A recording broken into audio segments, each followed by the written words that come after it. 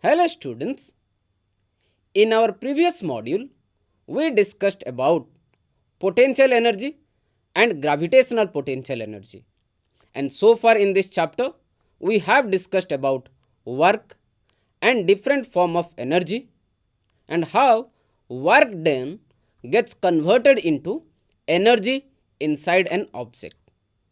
We have also discussed about the mechanical form of energy, that is your kinetic energy and potential energy.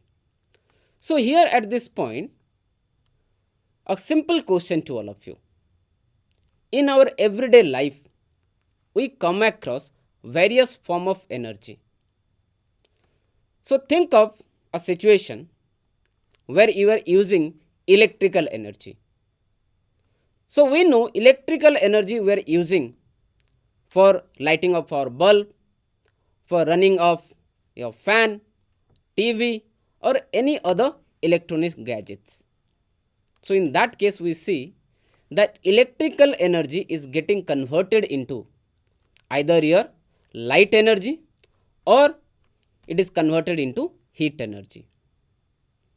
Now when this process is occurring, can we say that at the beginning of the process and at the end of the process, if you talk about the total energy of the entire system and the entire process, is there any change? Although the form of the energy has changed, can we say there is a change in the amount of energy? The answer is no. The amount of energy cannot be changed.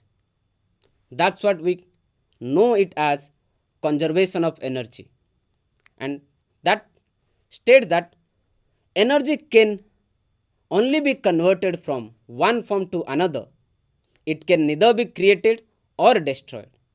The total energy before and after the transformation remains the same. So to prove this, that energy remains constant, we will look at a situation, an example.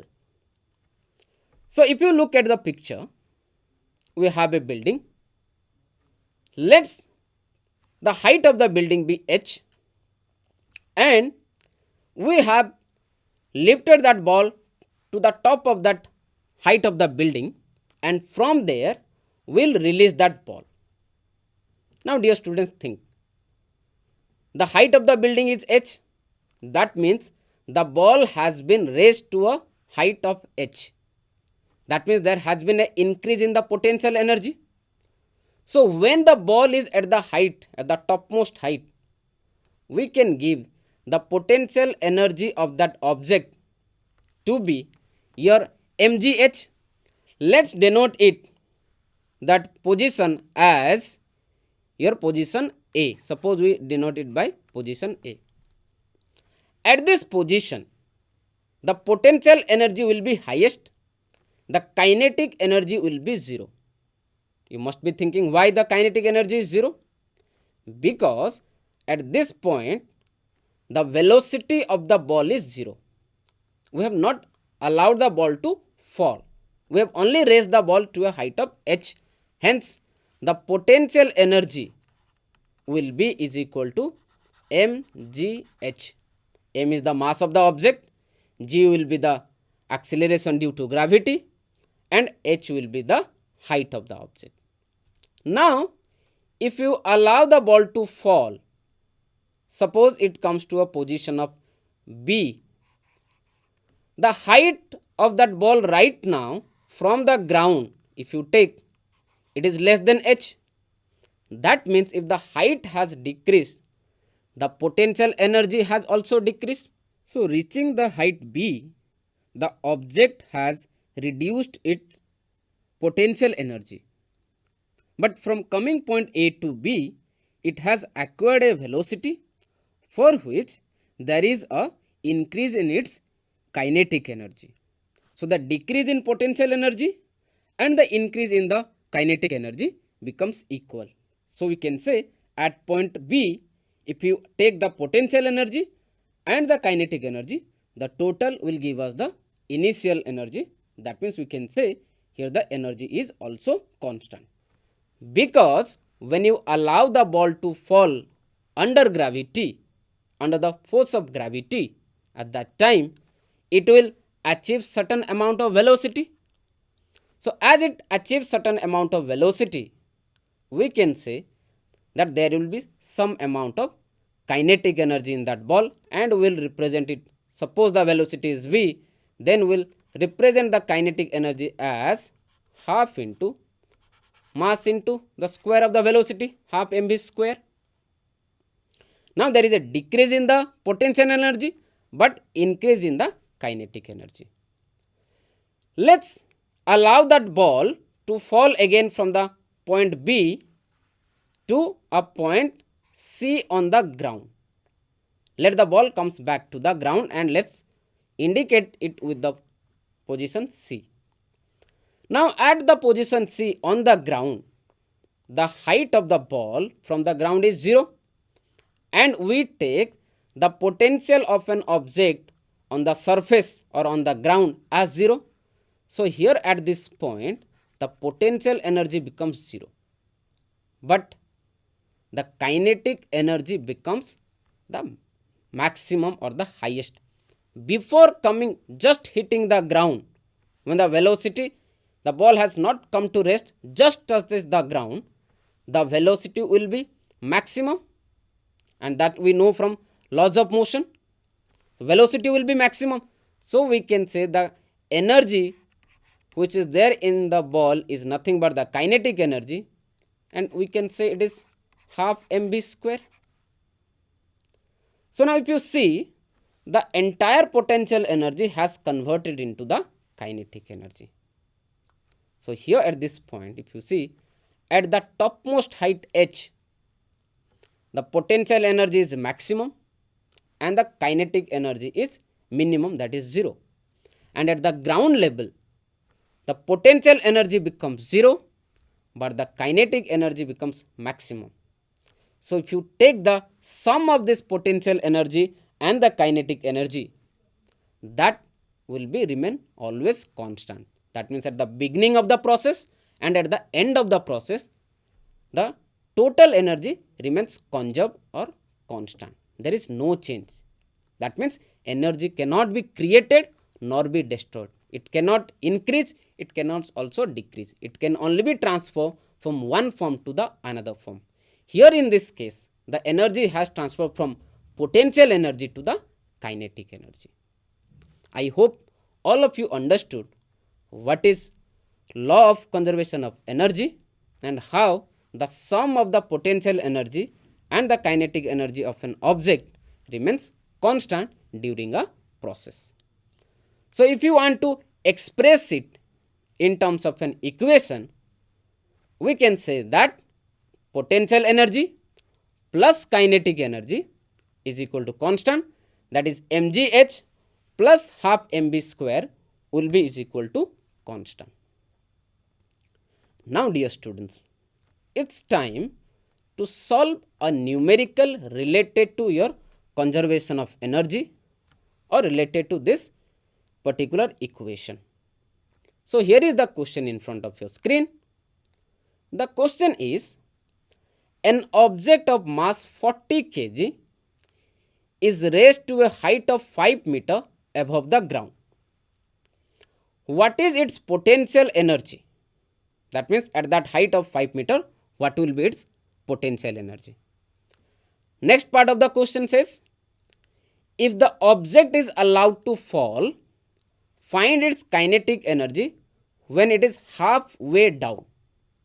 So here, when the ball is allowed to fall, it will fall.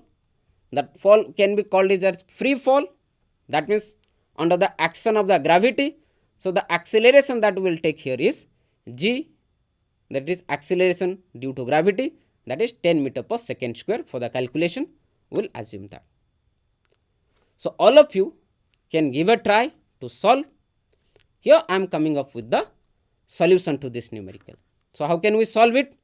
Let's first summarize all the data. So the mass given, let's m is equal to 40 kg. The height to which it has been raised, h is equal to your 5 meter. So the potential energy P is, suppose we denote it, then it will be mgh, which is nothing but equal to 40 kg multiplied by 10 meter per second square, that is the acceleration due to gravity, and the height 5 meter. So that will give us the value as 2000 joule. So the potential energy at this height of 5 meter is 2000 joule. Now coming to the second part of the question. So coming to the second part of the question is that to find out the kinetic energy of the object when it is halfway down. Half the way means here the height is given 5 meter. So half the way we can denote, let us assume at h dash. So we can write h dash is equal to h by 2, that is nothing but here 5 meter divided by 2, which is equal to 2.5 meter. So in order to find out the kinetic energy, if we can find out the decrease in the potential energy of the object from the height 5 meter to a height of 2.5 meter, if you calculate the difference in their potential energy, the decrease in the potential energy will get reflected in form of the kinetic energy. So here let us calculate the potential energy at this height. So the potential energy here, it will be again mgh, which is nothing but again mass 40 kg, acceleration due to gravity 10 meter per second square, and the height will be a 2.5 meter. And if you solve it, we get the value as 1000 joule.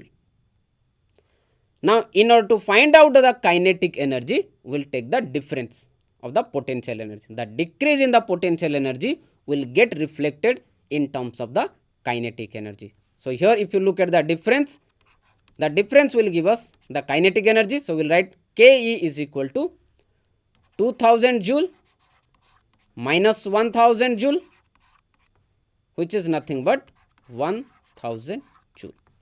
So here we get the answer as the halfway down the kinetic energy will be 1000 joule. So this is how we see the potential energy getting converted into the kinetic energy. Now dear students, if you try to correlate to the law of conservation of energy, at the mid height the potential energy is 1000 joule and the kinetic energy is also 1000 joule. So together it is 2000 joule, and the beginning at height 5 meter the energy was also 2000 joule. That means there is no change in the energy. So energy remains constant. I hope all of you understood this part. So as we have already discussed about work and energy, now the question is, do all of us work at the same rate? Do all machines consume energy at the same rate? The answer is no. A powerful person can do certain work quickly than a weaker person. A powerful vehicle can cover a particular distance in a less time as compared to a less powerful vehicle. So here we define the rate of work is nothing but how fast that work has been done or how slow that work has been done. So the rate of doing work is defined as power.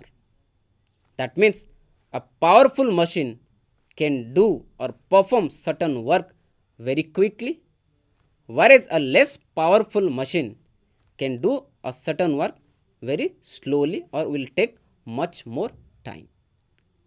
So in order to understand the concept of power, let's take an example.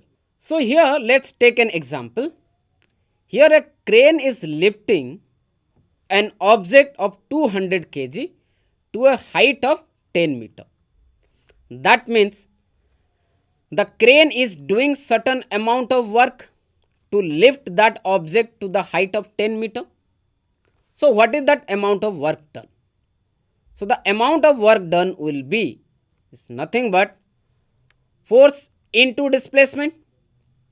Here the force will be nothing but the weight of that object, that is mass into the acceleration due to gravity, and as you can see the weight is nothing but 1960 Newton. So if you substitute that in the formula W is equal to Fs, then it gives us a work of 19600 joule. Now let's take another example. Suppose another crane will take, both the crane will lift that same 200 kg of object to a height of 10 meter. But the difference is that the first crane, which you can see as painted as yellow, takes 10 seconds, and the second crane B, painted as red, we can say takes 20 seconds. Now can we say that both of the crane are doing the same work? The answer is yes. The object they are lifting up is 200 kg. The height up to which they are lifting it up is 10 meter. So the amount of work done by both the crane will be equal. So if you put these values, substitute these values in the formula, you can see both the crane are doing same amount of work, that is 19600 joule. Now the question is, to perform the same work, one takes 10 seconds and another takes 20 seconds. So are they performing at the same rate? The answer is no. The crane A does the same work at a faster rate, which takes less time, whereas the crane B completes that work in 20 seconds, that means much slow than the first. So this expressing how fast the work has been done, we introduce the term power. And what will be the power here in this case? If you substitute that value, that will be work done divided by the time taken. And in the first case, you will find the work done will be 19600 divided by the time taken 10 seconds. So the power will be 1960 joule per second, and in the second case it will be 980 joule per second. So the power for both the crane will be different as they are consuming different time. So here we can summarize this all, that power is defined as the rate of doing work or the rate of transfer of energy. If an agent does a work of W in time T, then the power is given by work by time. Work, the SI unit is joule, time SI unit is second. So the unit for your power will be joule per second, which is nothing but expressed as watt. The unit of power is watt. So dear students, I hope you have understood how to define rate of work or how to express the power. So in order to understand it with more clarity, let's take up some numericals related to it. So here is one question. Two girls, each of weight 400 Newton, climb up a rope through a height of 8 meter. We name one of the girl as A and the other girl as B. The girl A takes 20 seconds while B takes 50 seconds to accomplish this task. What is the power expended by each girl? So we will use that same formula. power is equal to work by time. First we will calculate the amount of work done by both the girl A and girl B. Then we will find out the power of them as the time has been mentioned. You can also give a try and let's look at the solution to it. So here for the first girl or girl A, suppose we write it as the first one is girl A. The force applied is nothing but 400 Newton. The displacement of is nothing but your 8 meter. That means the work done will be is equal to F into S. That means 400 Newton multiplied by 8 meter. That will give us a value of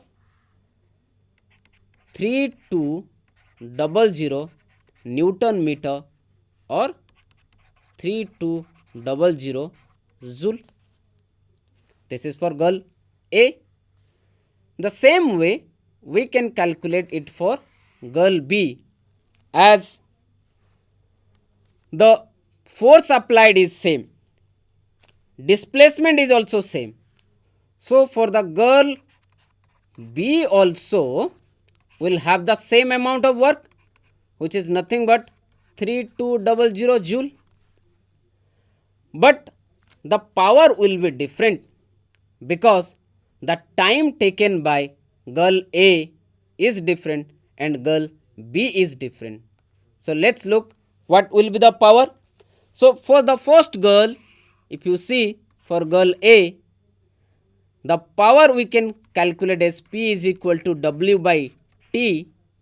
The W here we had calculated as 3200 joule divided by the time is your 20 second, and that gives us 160 watt. And for girl B, if you want to calculate the power, so let's denote the power of the girl B as PB, that is nothing but work by time. The work done was 3200 joule divided by the time taken by girl B is 50 second. So the power will come it as 64 watt. That means if you compare the power of girl A with power of girl B, both of them are doing same work. The power is different. Power of girl A is more as compared to power of the girl B, because girl A completes the work in a less duration of time, hence power will be more. So I hope you understood and you are able to solve this numerical also. Next, let us take another numerical. Suppose a boy of mass 50 kg runs up a staircase of 45 steps in 9 seconds. If the height of each step is 15 centimeter, find his power. So, how to solve it? Mass is given. We can find out the force, that is nothing but mass into acceleration due to gravity. Number of steps is given, time duration is given, and height of each step is given. So let's solve this. Look at the solution. So here the force is nothing but mass into acceleration due to gravity. Mass was given as 50 kg. Acceleration due to gravity, let's assume as 10 meter per second square. That will give us a value of 500 Newton. Now the height of the staircase let be h. The total height be denoted by h. Each step is nothing but your 15 centimeter. So we'll express it as in terms of meter. So that will be 15 by 100 meter multiplied by the total step was 45. Hence the height, if you solve, it comes as 6.75 meter. The time taken to climb this particular height is nothing but your 9 seconds. So let's t is equal to 9 seconds. Now as you know, power will be is equal to work done divided by the time. So work done will be is equal to mgh, time is t. So work done will be is equal to mg, we have already calculated, it's 500 Newton, multiplied by the height is 6.75 meter, divided by the time is 9 seconds, and if you solve it, the answer that you will get is nothing but 375 watt. So the power of that boy to climb a steps of 6.75 meter height will be 375 watt. There are plenty of numericals given in your NCERT textbook, NCERT exampler. You can solve them. That will help to understand the concept in a better way. Now, in our everyday life also, we are using energy in our household, specifically if you talk about electrical energy. So the electrical energy that is consumed in our household by the use of different electrical appliances is a very large quantity. So in order to express this quantity, we cannot use joule. The unit joule is too small and hence is inconvenient to express a large quantity. So that's why we need a bigger unit so that we can express this large quantity of energy. And here we use that bigger unit, which is nothing but kilowatt hour. So how do we define it? How do we calculate that? So 1 kilowatt hour energy is used in 1 hour at the rate of 1000 joule per second. Suppose you have a device which consumes 1000 joule of energy per 1 second, and if you run that device or machine for 1 hour, the energy that will be consumed by that device will be expressed as 1 kilowatt hour. That means when a machine consumes 1000 joule of energy per 1 second, then the power will be 1 kilowatt. So the total energy that it will consume in 1 hour, that means 1 hour means 3600 seconds. So if you multiply that, 1 kilowatt is nothing but your 1000 watt multiplied by 3600 second, that gives you 360,000 joule, or we can express it as 3.6 into 10 to the power 6 joule. So that is the commercial unit that we use. And in commercial, we say 1 kilowatt hour is nothing but 1 unit. So dear students, this is how work, energy and power is related to each other, and this is how we find the uses in our day-to-day life. So we will conclude our lesson here. Let's recall what we discussed so far.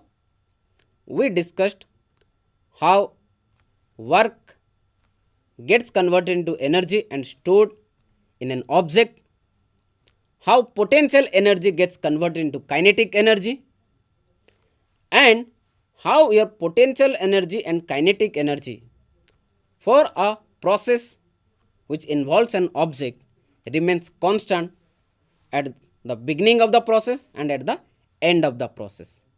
And we discussed about the rate at which work can be done. So before we conclude, let's take up the last final question for the module. So here is the question for you. An electric bulb of 60 watt is used for 6 hours per day. Calculate the energy consumed by the bulb. So it's very easy. The power is given 60 watt, time is given to you. So power into time is nothing but energy, because power is work by time, work is nothing but your energy. That means power is ultimately energy consumed in a given duration of time. So here we need to calculate the energy consumed by the bulb in 6 hours if the power is given to us 60 watt. So how will you calculate that? Let's look. So the energy will be is equal to power into time. Power is given as 60 watt multiplied by 6 hour. So if you want to express in terms of kilowatt hour, let's convert it into in terms of your kilowatt. So in terms of kilowatt, it will be 0.06 kilowatt multiplied by 6 hour, which is nothing but your 0.36 kilowatt hour. So the energy that will be consumed by the bulb in 6 hours will be 0.36 kilowatt hour. So dear students, read the chapter thoroughly, revise the concept, solve the numericals related to all this concept, and that will help you to understand this chapter in a better way. Take care. Thank you.